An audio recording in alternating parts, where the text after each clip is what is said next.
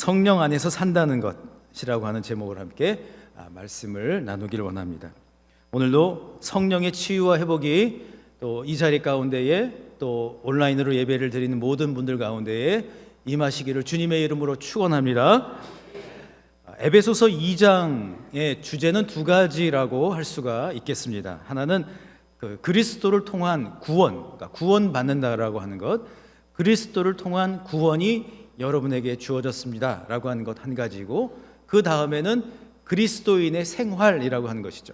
그러니까 그리스도인이 예수 그리스도를 통해서 구원을 받아서 그 기쁨과 감격으로 오늘 나의 삶의 자리에서 그 기쁨이 계속 유지되고 있는 것, 이것이 바로 두 가지 주제라고 할 수가 있겠죠. 오늘 참 감사한 것은 특별히 모든 예배가 그렇지만 오늘 이 자리에 찬양이 시작되는 바로 그 순간부터 마음이 기쁘더라고요. 그리고 제가 신호철 전사님한테 찬양 이거 꼭 해주세요 이렇게 부탁한 것이 한 개도 없는데 어쩜 그렇게 착 맞고 들어가는지, 그리고 또한 호산나 찬양대에게 이거 꼭 해주세요라고 한 적이 한 번도 없는데 매번 예배 때마다 그 귀한 찬양이 함께 어우러져서 우리 가운데의 구원의 기쁨과 감격을 바로 지금 이 자리에서 누릴 수 있게 해주시니 얼마나 감사한지 모르겠어요. 우리 그런 의미에서 우리 하나님께 박수로 영광 돌리겠습니다. 그러니까 여러분, 요약하자면 우리는 구원파가 아니죠. 구원파는 어떤 게 구원파예요? 구원받았으니 마음대로 사는 거예요. 이게 아니고 구원의 기쁨과 감격을 지금 나의 삶의 일상 속에서 살아가는 것, 이것이 바로 우리가 해야 할 일이라고 하는 것이죠. 그렇다면 어떻게 해야 그 구원의 기쁨과 감격이 우리의 일상 가운데 계속 유지가 될 수 있을까요? 어떻게 해야 매일의 삶이 또 여러분 성장하고 또 성숙해져가는 그런 작품처럼 우리가 인생을 살 수가 있을까요? 두 가지로 함께 말씀의 은혜를 나누고자 합니다. 오늘도 말씀의 주인공이 꼭 되시기를 주님의 이름으로 축원합니다. 첫 번째로, 매일의 삶 속에서 우리가 성령 안에 있는지를 점검해야 한다는 것이죠. 저랑 따라 하실까요? 성령 안에 있는지 점검해야 합니다. 아멘. 오늘 본문 19절을 보십시오. 19절에 보면 이렇게 기록을 하고 있어요. 그러므로 이제는 너희는 외인도 아니요 나그네도 아니요 오직 성도들과 동일한 시민이요 하나님의 권속이라. 아멘. 그러니까 사도 바울이 그러므로 했을 때 이제 결론적으로 얘기를 하는 것이죠. 결론적으로 나는 누구인가? 나는 뭐 하는 사람인가? 그러니까 내가 세상 가운데서 어떤 존재인가를 분명히 알아야 한다는 것이죠. 2부 예배 때도 얘기를 했는데요. 김영생 목사님이 어디 계시나요? 네, 저 방송실에 계시는 모양이에요. 김영생 목사님이 저 뒤에 계시네요. 김영생 목사님이 키도 크고 또 잘생기셔서 저랑 공통점이 없는 줄 알았는데 저분하고 저하고 공통점이 있더라고요. 뭔가 하면 저는 이렇게 그 백화점 또 뭐 어디 이렇게 공항 이런 데 가면은 막 어색해요. 낯설고 막 정신이 없어요. 근데 저분도 그렇다는 거예요. 그래서 우리가 좀 공통점이 있구나. 막 낯선 거죠. 근데 여러분, 사실 뭐 김 목사님하고 저만 그런 것이 아니라 어떨 때 그럴 때가 있죠. 똑같은 일상을 살아가는데 어느 날은 낯설어. 왠지 옆에 있는 사람이 낯설기도 하고 또 왠지 내가 지금 살아가고 있는 나의 삶이 뭔가 어색할 때가 있지 않습니까? 내가 지금 하고 있는 일들, 이런 것들도 어색해요. 그런데 여러분, 분명한 사실은 사도 바울이 얘기하고 있는 것은 구원받은 하나님의 백성들은 어떤 사람인가 하면 외인이 아니라는 것이죠. 그러니까 이방인이 아니라는 거예요. 세상을 살다 보면 참 그럴 때가 있지 않습니까?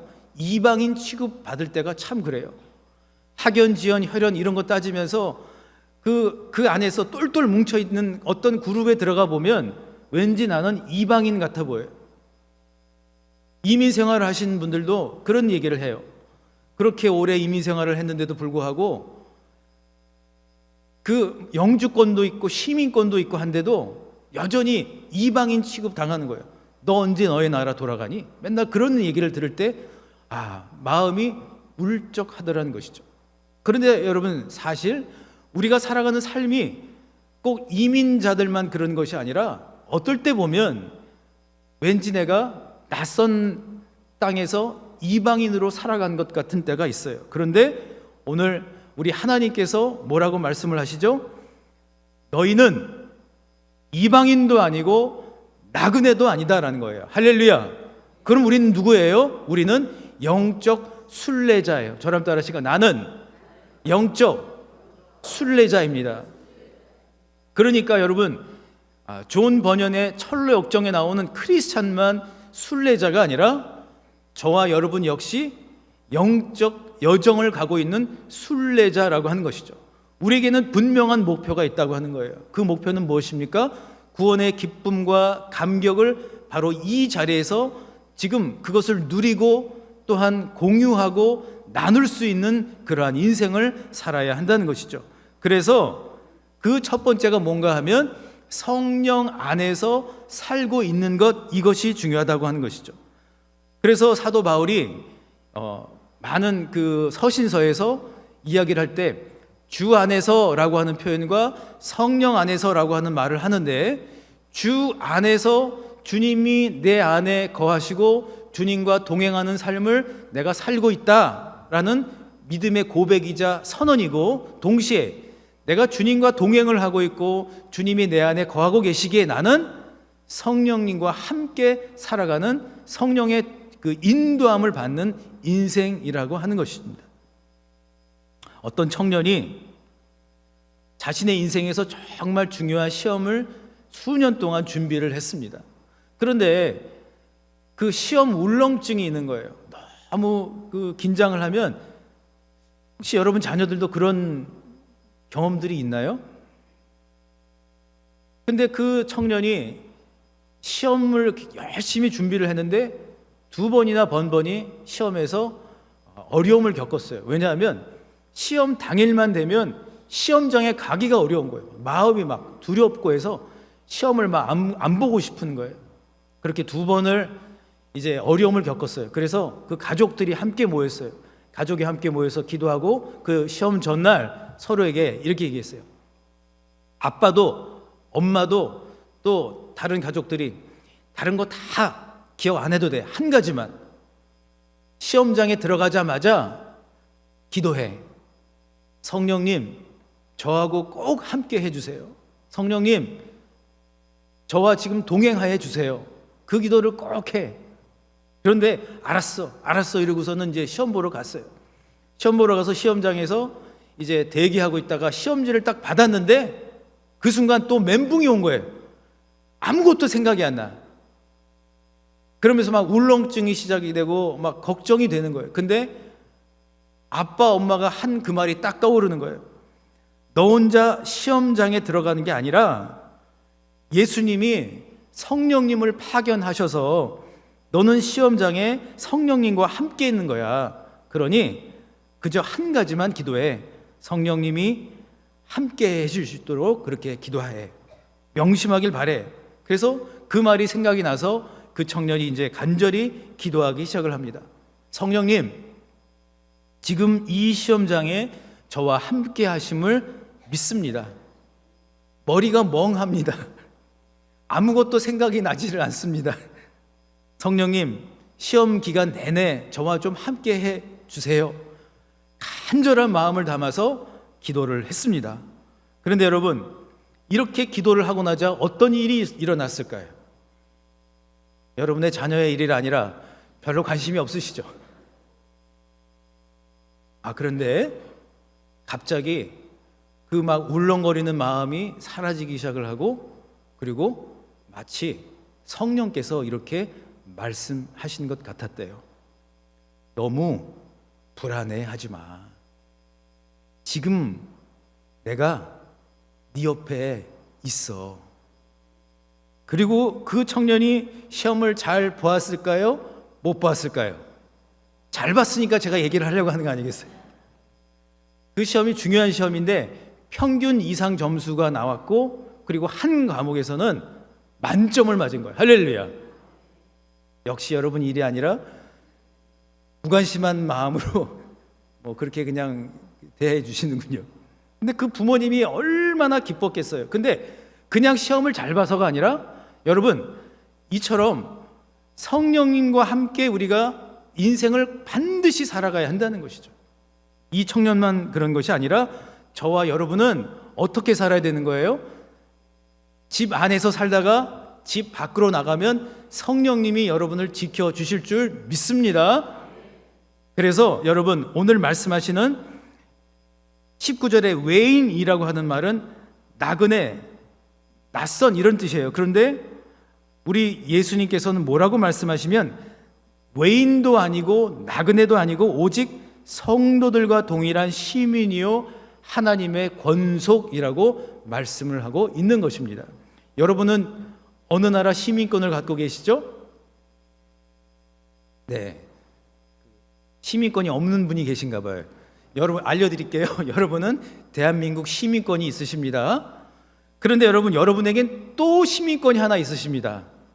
저랑 따라하실까요? 나는 천국 시민권이 있습니다. 옆에 계신 분께 이렇게 좀 알려주세요. 이래봬도 천국 시민권이 있는 사람입니다 라고 좀 알려주시길 바랍니다. 이래봬도 천국 시민권이 있는 사람. 여러분은 최소한 시민권이 몇 개요? 두 개. 천국 시민권. 여러분, 저와 여러분의 영적인 신분은 하나님 나라의 시민권자임을 꼭 기억하시기를 바랍니다. 주 안에서 그리고 성령님과 함께 세상 속에서 살아가는 동안 여러분 당당하게 성령님과 함께 외출하시고 성령님의 도움을 구하시고 주눅 들지 않고 당당하고 담대하게 살아가시기를 주님의 이름으로 축복합니다. 그런가 하면 두 번째로, 성령님과 함께 세상에서 살아가면 하나님이 기뻐하시는 거룩한 작품이 된다라고 말씀하고 있습니다. 저럼 따라하실까요? 성령과 함께하면 거룩한 작품이 됩니다. 아멘. 우리 21절과 22절의 말씀을 한번 한 목소리로 같이 한번 읽어보실까요? 시작.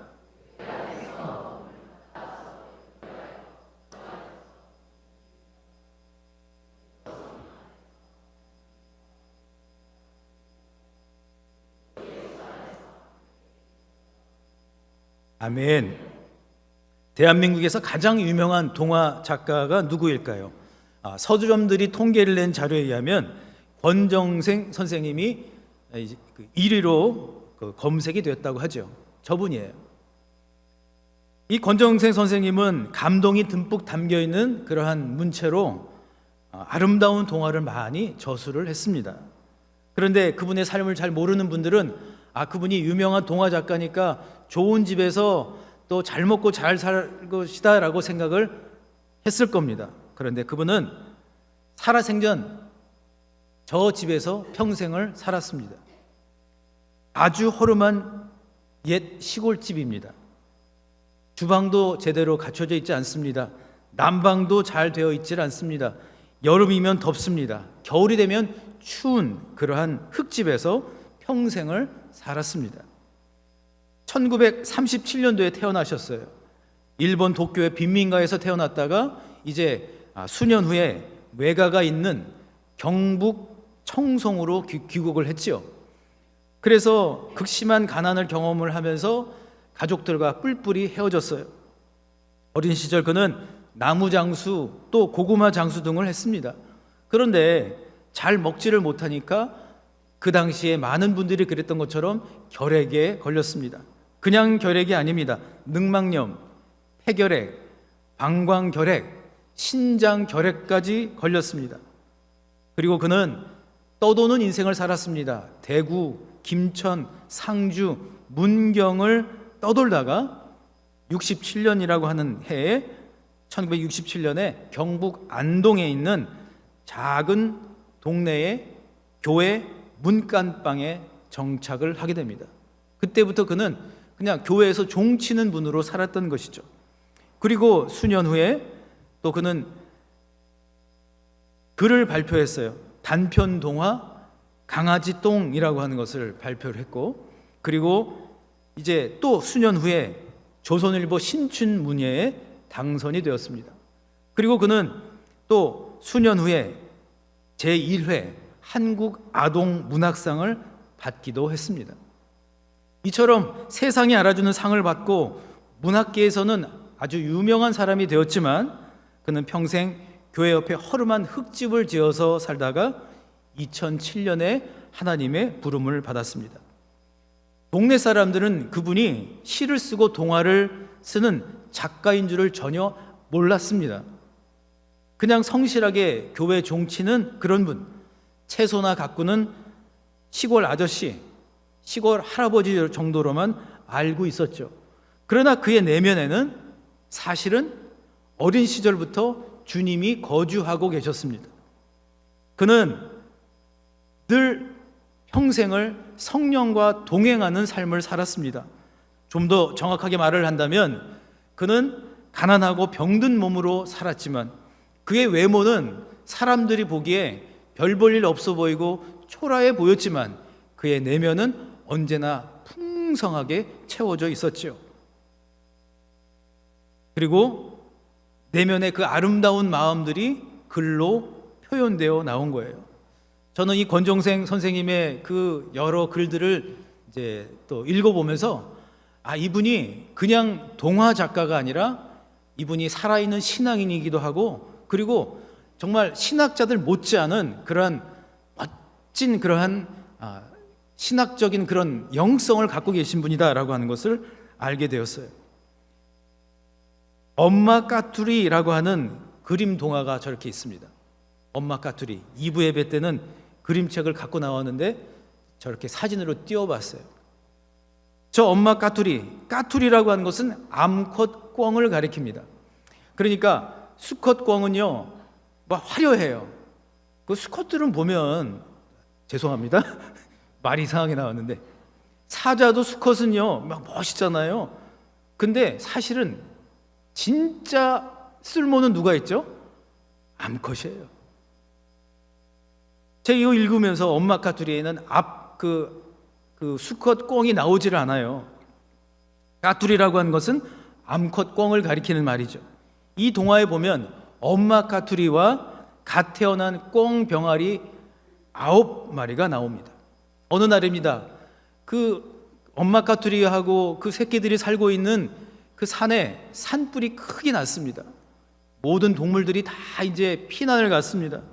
그런데 갓 태어난 병아리 꿩들은 날지를 못하니까 피난을 갈 수가 없었어요. 처음에는 그 엄마 까투리가 피난을 가려고 훨훨 날아갔다가도 새끼들이 생각이 나서 다시 돌아오고, 또 떠났다가 다시 돌아오는 거예요. 그리고 결국 결정을 합니다. 선택을 합니다. 결국 땅에서 내려와요. 땅으로 내려와서 병아리 꿩 9마리를 다 자기 품 안으로 다 불러들이고 그 품에 품어요. 그리고 어떤 일이 일어났을까요? 산불은 더 거세지기만 합니다. 그 산불이 그 산을 전부 다 태워버리는 거예요. 엄마 까투리는 새끼들을 품고 그 뜨거운 불을 온몸으로 막습니다. 온몸으로 맞는 거예요. 맞이해요. 몸이 타들어가기 시작을 합니다. 그리고 새까맣게 타버렸어요. 사흘 후에 어떤 사람이 산에 우연히 왔다가 불에 탄 까투리를 보았습니다. 그런데 갑자기 그 불에 탄 까투리 품에서 9마리 병아리 꿩들이 막 튀어나오는 거예요. 하나도 다치지 않고 안전한 모습으로. 그런데 그 병아리들은 죽은 엄마 곁을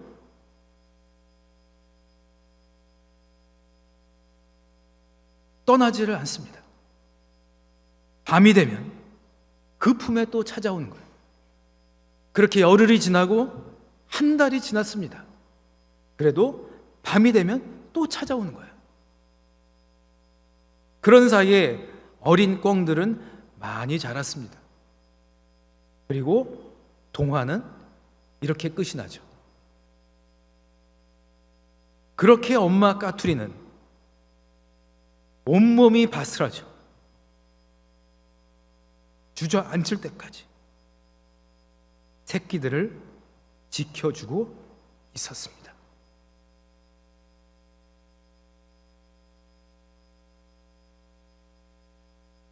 지난주에 장례가 2번 있었어요. 그런데 고인이 되신 분들은 2분 다 어머니셨습니다. 이 어머니들의 삶이라고 하는 것은 고생이죠. 많이 아프시기도 했습니다.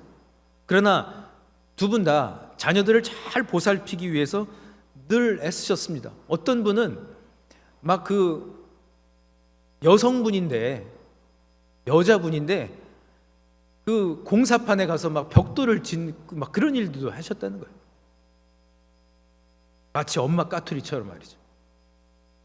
사실 우리 모두의 어머니들이 다 그렇지 않아요? 내 몸이 다 망가지고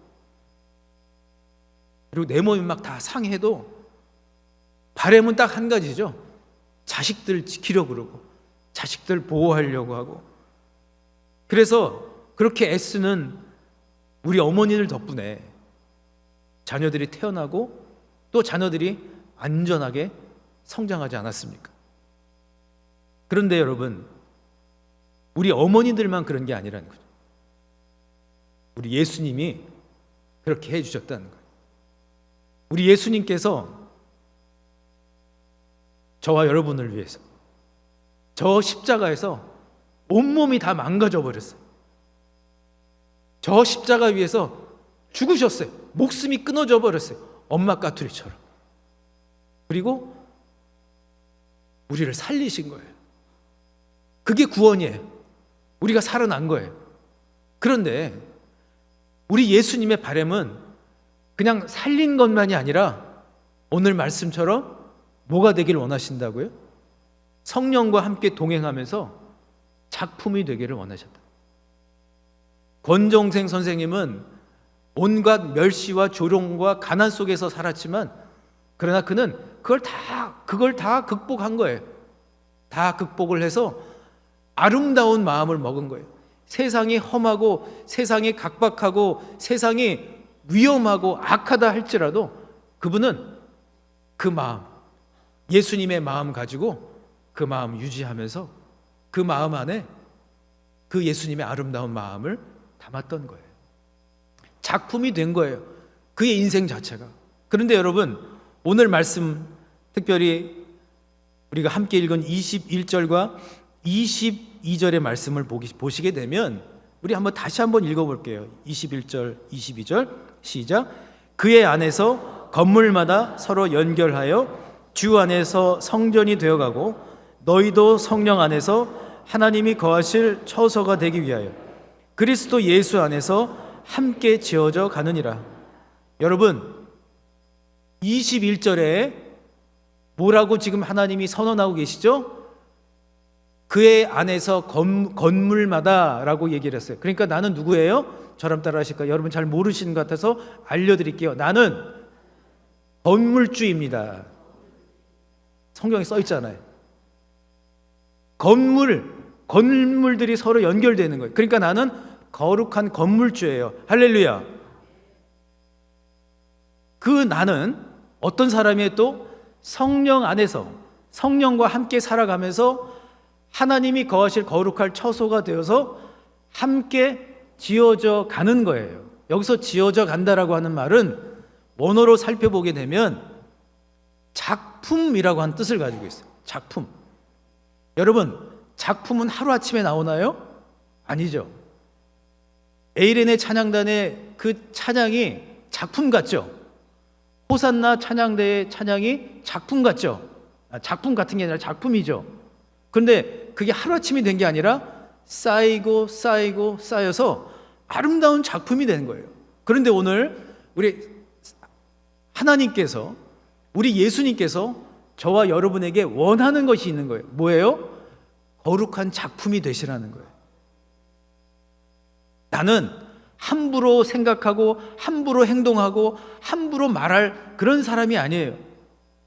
저랑 따라 하실까? 나는 격조 있는 사람입니다. 여러분은 다 격조 있으신 분들이에요. 우리 옆에 계신 분께 잘 모르시는 것 같으니까 친절하게 알려드리시자고요. 남자분에겐 참 격조 있게 멋지십니다. 우리 여성분에게는 격조 있게 아름다우십니다. 서로 자 축복하시겠습니다. 격조 있게 아름답고 격조 있게 멋있으십니다. 그러니까 여러분, 교회뿐만 아니라 세상을 살아가고 가정 안에서도 여러분 함부로 말하는 그런 사람이 내가 아닌 거예요. 아름다운 말, 좋은 말, 그래서 매일매일 하나님의 작품으로 빚어져 가실 수 있기를 주님의 이름으로 축복합니다. 사실 이렇게 얘기는 했지만 저와 여러분은 어떤 사람이에요? 허물도 많고 연약한 사람이에요.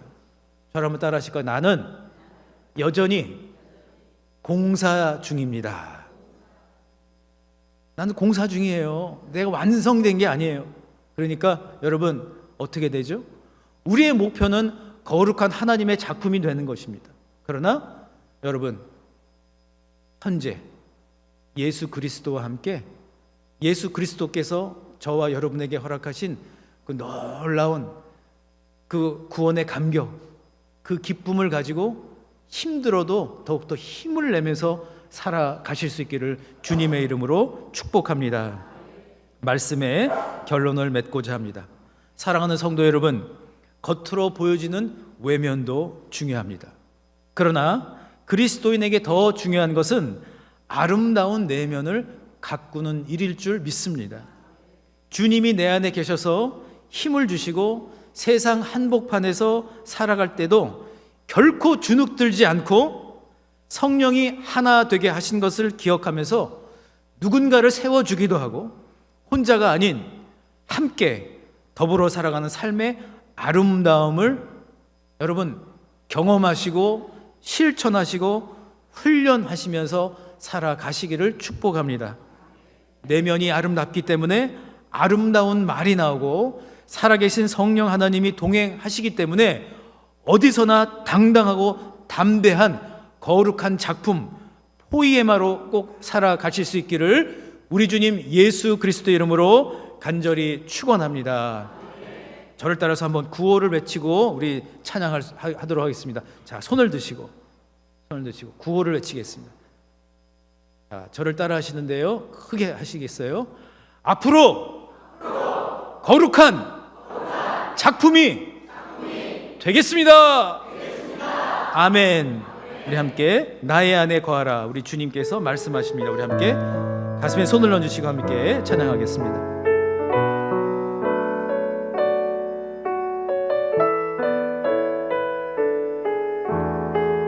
나의 안에 거하라. 나의 안에 거하라. 나는 내 하나님이니 모든 환난 가운데 너를 지키는 자라. 두려워하지 말라. 내가 널 도와주리니 놀라지 말라. 내 손 잡아. 처음부터 다시 한번 고백합니다. 나의 안에 거하라. 나의 안에 거하라. 나는 내 하나님이니 모든 환난 가운데 너를 지키는 자라.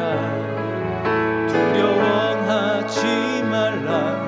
내가 널 도와주리니 놀라지 말라. 내 손 잡아주리라. 손을 들고 찬양합니다. 내가 너를 지명하여 불렀나니 너는 내 것이라. 내 것이라. 너의 하나님이라. 내가 너를 보배로 꼭 존귀하게 여기노라. 너를 사랑하는 내 여호와라. 내가 너를 지명하여 불렀나니 너는 내 것이라. 아멘. 내 것이라.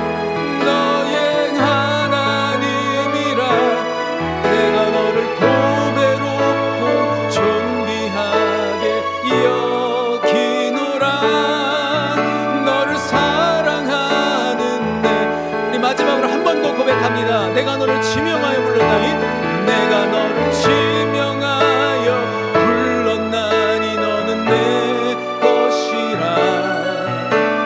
내 것이라 너의 하나님이라 내가 너를 보배롭고 존귀하게 여기노라 너를 사랑하는 내 여러분의 목소리로만 내가 너를 지명하여 불렀나니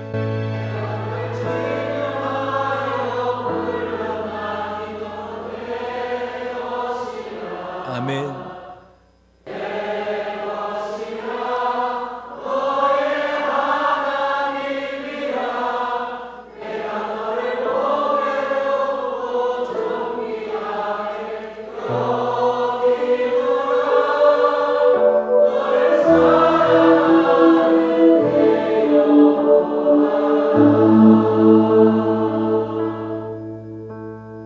주님께서 그렇게 말씀하신 것 같아요.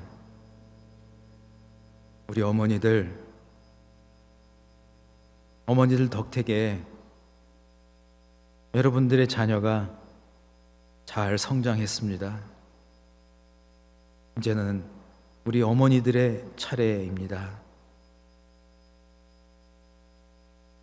우리를 위해서 저 십자가에 달려서 온몸이 다 바스러지도록 우리를 구원하신 그 주님이 삶이 아무리 힘이 들어도 어려워하지 말고 힘겨워하지 말고 더 당당하게 세상 가운데 주눅들지 않고 하나님의 작품으로 빚어지는 인생 살라고 말씀하신 것 같아요. 우리 아버지들 주님께 맡김받은 인생으로 이제는 구원의 감격과 그 기쁨 가운데에 거룩한 작품으로 빚어지는 인생 그렇게 살게 해달라고 이 시간 통성으로 함께 기도하시겠습니다. 사랑과 은혜의 하나님, 주님, 주님,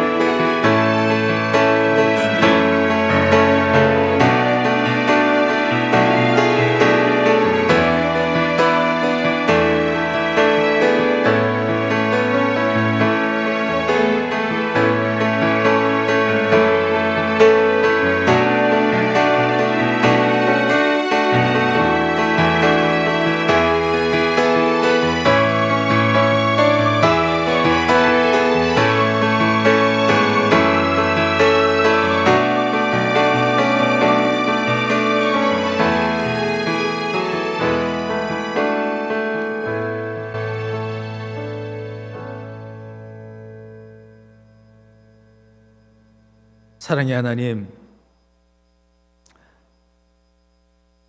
예수 그리스도 우리에게 보내주시고 우리를 구원해 주셨음을 감사드립니다. 존귀하고 또 존귀한 내 인생, 이제는 주님의 작품으로 살게 도와 주시옵소서. 함부로 말하고 또 아무렇게나 살지 않도록 도와 주시옵소서. 사단이 우리를 향하여 속삭이며 그것밖에 되지 못한다고 하는 일이 그렇다라고 얘기할 때에 나사렛 예수 그리스도 이름으로 이 시간 명하노니 인생을 함부로 살게 만들려고 하고 낙심되게 만들려고 하고 구원의 감격과 기쁨을 빼앗아 가려고 하는 모든 사단의 계계는 다 묶이고 떠나갈지어다. 떠나갈지어다. 거룩하고 존귀하게 살게 도와 주시옵소서. 혼자 외출하는 것이 아니라 성령님과 함께 외출을 하게 하여 주시고, 성령님과 함께 일하게 하여 주시고, 성령님과 함께 쉼을 얻게 하여 주시고, 성령님께서 인도하신 곳으로 나아가는 거룩한 하나님 백성 되게 하여 주시옵소서.